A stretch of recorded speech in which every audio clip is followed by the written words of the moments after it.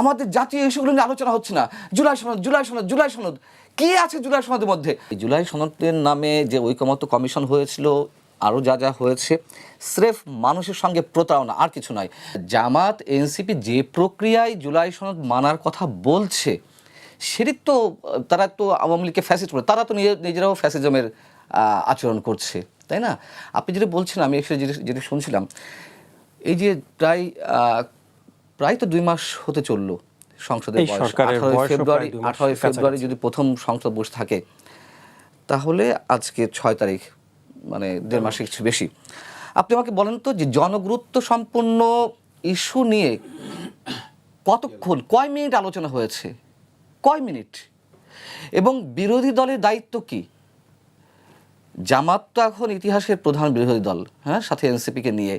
তারা জনগুরুত্ব সম্পন্ন বিষয়ে কয়টি নোটিশ এনেছে, কয়টি বিষয়ে দৃষ্টি আকর্ষণ করেছে? আপনি যে বলেন যে সারা দেশে এখন যে হামের প্রাদুর্ভাব চলছে, এখনো পর্যন্ত 1.5 শতাধিক শিশু নিহত হয়েছে, অসংখ্য শিশু যন্ত্রণায় ছটফট করছে, তাদের নিয়ে আলোচনা হয়েছে। এই যে জ্বালানি সংকটে মানে বৈশ্বিক প্রভাবের বাইরে তো বাংলাদেশ থাকতে পারে না। বাংলাদেশ বিশ্বের 1 নম্বর দেশ হতে পারে জ্বালানি শূন্যতার জায়গা থেকে, এরকম দাবি করা হচ্ছে দ্য ইন্ডিপেন্ডেন্ট বা টেলিগ্রাফ, ব্রিটেনের যে গণমাধ্যম। আমি যদিও সেটির সঙ্গে একমত নই, কিন্তু সংকট তো দেখা দিয়েছে এবং এই সংকট তীব্র হবে, সেটা নিয়ে আলোচনা হয়েছে। আক্তার ভাই বলছিলেন, আমি শুনছিলাম যে আমাদেরকে ডাকতে হবে। তো কেন ডাকতে হবে? আমি মনে করি সবাইকে ডাকতে হবে, মানে সরকারকে সবাইকে নিয়ে বসতে হবে, স্পেশালি যারা এক্সপার্ট আছেন, জ্বালানি বিশেষজ্ঞ আছেন, অর্থনীতিবিদ আছেন, তাদেরকে নিয়ে বসতে হবে। এর পাশাপাশি সব দলকে, শুধু সংসদীয় দলের প্রতিনিধিত্ব যারা করছেন তারা নয়, এর বাইরে সিপিবি আছে, অন্যান্য দল আছে, তাদেরকে নিয়ে বসতে হবে। এটা তো জাতীয় সংকট, মানে বৈশ্বিক সংকট, মানে অন্য জায়গা থেকে। এখন তো আমাদের একটি জাতীয় গুরুত্বপূর্ণ সংকট জ্বালানি, সেখানে অবশ্যই সরকারকে সবাইকে নিয়ে বসতে হবে। এখনও আমরা দেখিনি কোনো এক্সপার্টকেও ডাকা হয়নি, দল তো দূরের কথা। কিন্তু আক্তার ভাই বলছেন আমাদের ডাকতে হবে। তো কেন? জুলাই সনদ নিয়ে তো আপনাদের ডাকিনি। সংসদে জুলাই সনদ কীভাবে কার্যকর হবে সেটা নিয়ে তো বিএনপি ডাকেনি, তাহলে ওনটা কেন সেই বিষয় নিয়ে কথা বলছেন?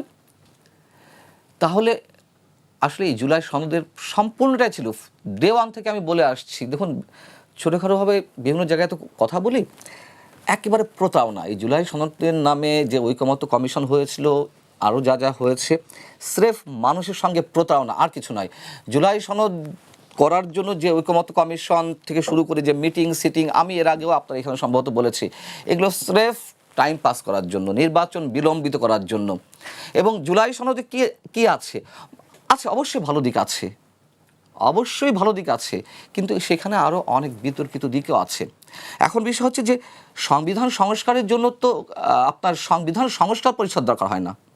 সংবিধান সংস্কারের জন্য সংখ্যাগরিষ্ঠতার ভিত্তিতে জনগুরুত্ব সম্পন্ন বিষয়ে জনগণের মতামত প্রতিফলন হয়, এমন জায়গা থেকে আলোচনা হতে পারে। কিন্তু এই যে একটা অসাংবিধানিক উপায়ে জুলাই সনদের মাধ্যমে সেটা আমাকে করতে হবে কেন? এবং আমি বলছিলাম প্রতারণা।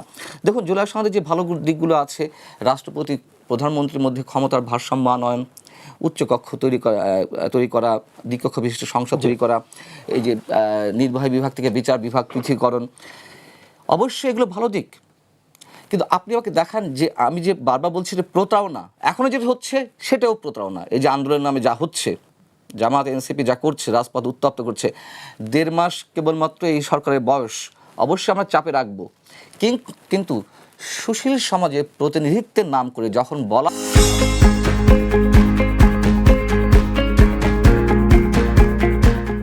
হয় যে আগের যে শক্তিশালী সরকার আওয়ামী লীগ, এত শক্তিশালী সরকার ছিল, সেই সরকারকে আমরা ফেলে দিয়েছি, বা জনগণ, সবসময় জনগণের দোহাই দিয়ে সব শব্দ প্রয়োগ করা হয়, জনগণ ফেলে দিয়েছে, এই সরকারকে ফেলে দিতে সময় লাগবে না। এগুলো বলেছিলেন আলোকচিত্রী শহীদুল আলম। আমি একটু বলি, এত শক্তিশালী সরকারকে যখন হটানো গিয়েছে, এই সরকারকেও হটানো সম্ভব। মানে 1.5 মাসের একটি সরকারকে এখনই কেন হটানোর কথা বলছেন? তার কারণ ডিপ স্টেটের খেলা এখনো থামেনি। ডিপ স্টেটের পরিকল্পনা ছিল একটা বিশেষ শক্তিকে এবার ক্ষমতা নিয়ে আসা। আওয়ামী লীগ সরকারের যে অপকর্ম, দুর্নীতি, টাকা পাচার, আরও যেসব নানান ধরনের অপকর্ম আছে, সেগুলোর বিরুদ্ধে তো আমরা কথা বলেছি, এখনও বলছি। জায়েজ তো করতে চাই না, কিন্তু আওয়ামী লীগকে যেভাবে হটানো হয়েছিল রাজপথে, এর মধ্যে এখানে যারা উপস্থিত আছে আমরা তাদের মধ্যে অনেকেই ছিলেন, প্রিন্স ভাইরাও ছিলেন, সাংবাদিকতার জায়গা থেকে মানে আমার পেশাদারিত্বের জায়গা থেকে আমিও ছিলাম। কিন্তু বিষয় হচ্ছে আমরা তো এই ডিপ স্টেটে খেলা তখন বুঝতে পারিনি, এই ডিপ স্টেটের হয়েও নিশ্চয়ই আমরা নামিনি, যারা নেমেছে তাদেরকে আমরা চিনতে পারিনি। এখন সেটা ওপেন সিক্রেট।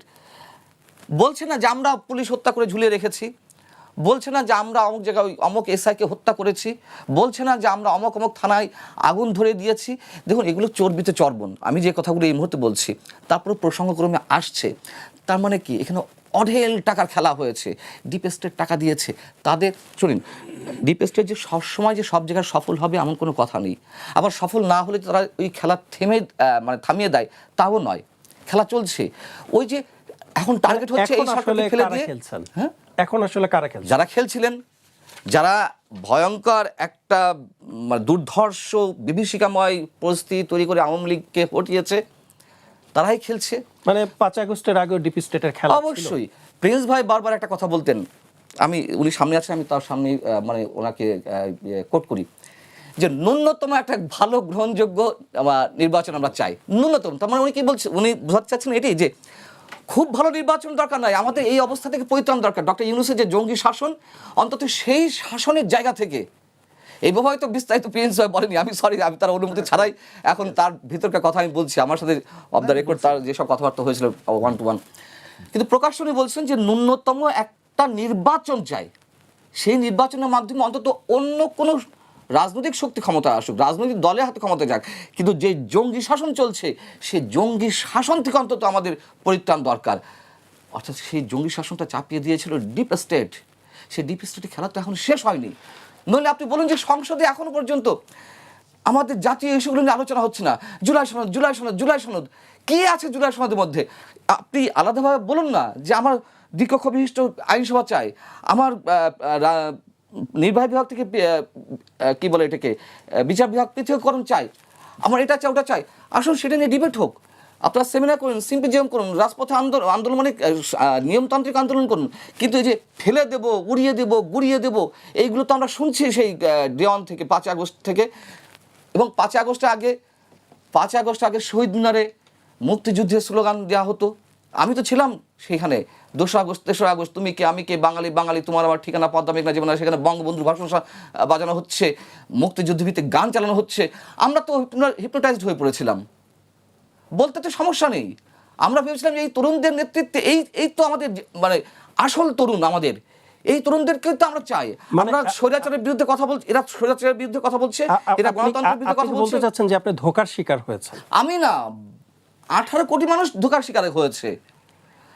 আমার নিজে একটা পডকাস্ট আছে, তো ওখানে দেখবেন যে আমি আগস্টের আন্দোলনের পরে 2 মাস, সম্ভবত সেপ্টেম্বর অক্টোবরের দিকে একটা হেডলাইন দিয়ে নিজে একটি কন্টেন্ট তৈরি করেছিলাম, প্রতারণার বিপ্লব। বিপ্লব তো এই আন্দোলন নয়, বিপ্লবের ধারে কাছে নয়। বিপ্লব যে আলাদা একটা চরিত্র আছে, এটা বিপ্লব শব্দের অর্থ বোঝে, যারা এটিকে বলে বিপ্লব, এটা প্রতারণার বিপ্লব।